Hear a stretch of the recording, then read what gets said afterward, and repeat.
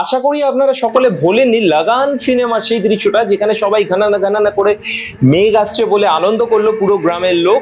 মেঘ এলো কিন্তু বৃষ্টি না দিয়ে মেঘ আবার চলে গেল। আর তারপর এখানেই শুরু হয় ক্লাউড সিডিং এর কাজ। আমার আগের ভিডিওটায় মানে যেখানে হিট ওয়েভ নিয়ে কথা বলেছিলাম সেখানে বলেছিলাম নেক্সট এপিসোড আমি করছি ক্লাউড সিডিং নিয়ে, আর এটাই সেই এপিসোড। আজকের দিনে দাঁড়িয়ে কারেন্ট অ্যাফেয়ার্স এবং ট্রেন্ডিং টপিকের মধ্যে ক্লাউড সিডিং ব্যাপারটা সবাইকে জানতেই হয়। তাই সকলকে আমার চ্যানেল জাস্ট ফর মাই এন্টারটেইনমেন্টে সকলকে স্বাগত, এবং খুব ছোট্ট করে ক্লাউড সিডিং এর ব্যাপারে একটু জেনে নিই। চলো, সেই বলছি এখনো যারা আমার সাথে রয়েছেন তারা অবশ্যই চ্যানেলটা সাবস্ক্রাইব না করে এবং চ্যানেলটা একটা লাইক না দিয়ে যাবেন না। কয়েকদিন আগেই দুবাই, ওমান সহ আরাবিয়ান পেনিনসুলার বিভিন্ন দেশে প্রচুর পরিমাণ বৃষ্টি হয়ে গেছে, যা বিগত 50 বছরেও হয়নি। তো বিশাল বড় বড় ওয়েদার এক্সপার্টরা এটা কি কল্পনা করতে পারেন যে কি করে হলো? কেউ কিন্তু অনুমান লাগাতে পারেননি।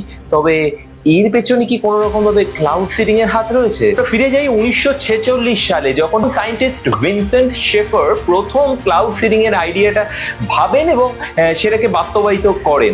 এবং তারপর থেকে বিভিন্ন দেশ, বিভিন্ন বৈজ্ঞানিক এই বিষয়ে পরীক্ষা চালিয়েছেন এবং সফলভাবে পরীক্ষা চালিয়েছেন। এবং শুধুমাত্র 2019 সালে পৃথিবীর 52টিরও বেশি দেশ প্রচুর পরিমাণ অর্থ এই ক্লাউড সিডিং প্রক্রিয়ায় বিনিয়োগ করেছেন, এবং প্রচুর জায়গায় কিন্তু বৃষ্টিপাত করাতেও যেমন সক্ষম হয়েছেন, তেমনি প্রচুর জায়গা থেকে বৃষ্টিপাত থেকে বিরত রাখতেও সক্ষম হয়েছেন। ধরুন আমরা যদি চাই যে কোনো একটা জায়গায় কোনো একটা স্পেশাল ইভেন্ট হচ্ছে এবং সেই ইভেন্টের দিন যাতে সেখানে বৃষ্টি না হয়, এবং বেজিং অলিম্পিকে এরকম ভাবে করা হয়েছিল যাতে অলিম্পিকের উদ্বোধন অনুষ্ঠানের সময় যাতে কোনো রকম বৃষ্টিপাত না হয়, তার জন্য ক্লাউড সিডিং প্রক্রিয়াকে কাজে লাগানো হয়েছিল। আমরা সকলেই জানি, ছোটবেলা থেকে পড়েছি, জলের ও অন্যান্য পদার্থের মতন জেনারেলি তিনটি অবস্থা থাকে। একটি হচ্ছে তরল বা জল, আরেকটি হচ্ছে কঠিন বা বরফ, এবং আরেকটি হচ্ছে ভেপার বাষ্প বা জলীয় বাষ্প।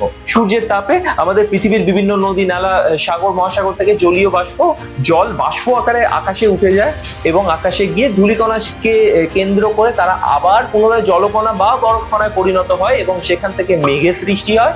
এবং মেঘে মেঘে ঘর্ষণ রাখলে বা মেঘ যখন স্যাচুরেটেড হয়ে যায়, ভারী হয়ে যায়, তখন সেখান থেকে বৃষ্টি আকারে তা আবার পৃথিবীতে পড়ে। কিন্তু এখানেই ক্লাউড সিডিং এর কাজ, কারণ বৃষ্টিটা ঠিক কোথায় হবে, কোথায় অতিরিক্ত হবে, কোথায় একদম হবে না, এই জিনিসগুলো আমাদের হাতে ছিল না, পুরোপুরি মাদার নেচারের হাতে ছিল। কিন্তু এইখানে ক্লাউড সিডিং প্রক্রিয়ার মাধ্যমে বৃষ্টিটা ঠিক কোন জায়গায় কতটা হওয়া দরকার, কোথায় বেশি দরকার, কোথায় কম দরকার, কোথায় দরকার নেই, এই ব্যাপারটা মানুষ এখন হয়তো অনেকটা কন্ট্রোল করতে পারছে ক্লাউড সিডিং এর মাধ্যমে। তো ক্লাউড সিডিং প্রক্রিয়াটা কি? ক্লাউড সিডিং প্রক্রিয়াটা কিছুই না। ক্লাউড সিডিং প্রক্রিয়াটা হচ্ছে মেঘ যাতে তাড়াতাড়ি জলীয় বাষ্প বা বরফে পরিণত হতে পারে, সেই কাজটাকে, সেই প্রক্রিয়াটাকে ত্বরান্বিত করা, করে মেঘকে স্যাচুরেট করা, ভারী করা, যাতে ওই কাঙ্ক্ষিত জায়গায় বৃষ্টিটা হয়। তো তার জন্য কি করা হয়, সিলভার আয়োডাইড, নুন বা এই জাতীয় আরো কিছু কেমিক্যালস মানে আকাশে যেখানে মেঘ রয়েছে, মেঘের মধ্যে সেখানে স্প্রে করে দেওয়া হয় বা ছড়িয়ে দেওয়া হয়। এবং তাতে কি হয়, সেই কণাগুলোকে, সেই সিলভার আয়োডাইড বা বিভিন্ন কেমিক্যালগুলো সেই কণাগুলোকে কেন্দ্র করে, মানে তারা জলীয় বাষ্পকে আকর্ষণ করে, তাই তাদেরকে কেন্দ্র করে খুব তাড়াতাড়ি জল জমে, এবং জল থেকে কোনো জায়গায় বরফ তৈরি হয় বা কোনো জায়গায় বৃষ্টিপাতের আকারে সেই বৃষ্টিপাত ঝরে পড়ে। তো কখনো আমাদের বরফও দরকার হয়, যেমন বিভিন্ন রকম স্কি রিসর্ট আছে বা বিভিন্ন জায়গায় যেখানে বরফপাত করার, আর্টিফিশিয়াল বরফপাত করার দরকার পড়ে, সেখানেও কিন্তু এই ক্লাউড সিডিং প্রক্রিয়াকে কাজে লাগানো হয়। বর্তমান দিনে ক্লাউড সিডিং শুধুমাত্র একটি বৈজ্ঞানিক প্রক্রিয়া নয়, ক্লাউড সিডিং এর মাধ্যমে জলসম্পদ বৃদ্ধি, কৃষিকাজের উন্নতি, খরা মোকাবিলা এবং বিভিন্ন প্রাকৃতিক দুর্যোগকে বিভিন্নভাবে কন্ট্রোল করার উপায় রয়েছে। বিশ্বজুড়ে বিভিন্ন বড় বড় দেশগুলো ক্লাউড সিডিং এর জন্য প্রচুর পরিমাণ অর্থ বিনিয়োগ করছে। শুধুমাত্র 2023 সালে চীন তাদের দেশে 1500টিরও বেশি ক্লাউড সিডিং পরিকল্পনাকে সফলভাবে বাস্তবায়িত করার চেষ্টা করেন। এখন প্রশ্ন হচ্ছে ক্লাউড সিডিং এর ভালো এবং খারাপ দিকগুলো। আমেরিকান মেটিওরোলজিক্যাল অর্গানাইজেশন এবং ওয়ার্ল্ড মেটিওরোলজিক্যাল অর্গানাইজেশনের মতে ক্লাউড সিডিং এর ক্ষতি খুবই ন্যূনতম হয়, মানে প্রকৃতির উপর তার সেরম ভাবে কোনো ক্ষতি হয়তো হয় না, এখনো অবধি সেটাই রেকর্ড করা হয়েছে।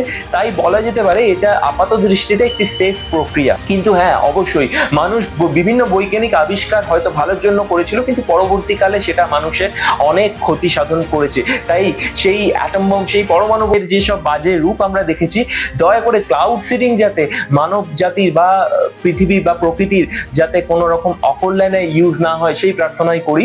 এবং এর ভালো দিকগুলো বিচার করে দেখতে গেলে অগণিত এর ভালো দিক রয়েছে। খরা মোকাবিলা, বন্যা মোকাবিলা, বিভিন্ন জায়গাকে বৃষ্টিপাত থেকে বিরত রাখতেও যেমন সাহায্য করে ক্লাউড সিডিং, তেমনি বিভিন্ন পৃথিবীর বিভিন্ন জায়গা আছে যেখানে বৃষ্টিপাত অত্যন্ত কম হয়, সেসব জায়গায় বৃষ্টিপাত বাড়াতে, কৃষিকাজে, বিভিন্ন শুকিয়ে যাওয়া নদীকে আবার করে রিভাইভ করার জন্য ক্লাউড সিডিং কে অবশ্যই খুব ভালোভাবে ইউজ করা যেতে পারে। সকলের হাতে খুব সময় কম, তাই জন্য খুব অল্প সময়ের মধ্যে ক্লাউড সিডিং নিয়ে খুব ছোট্ট করে একটা টপিক রাখলাম।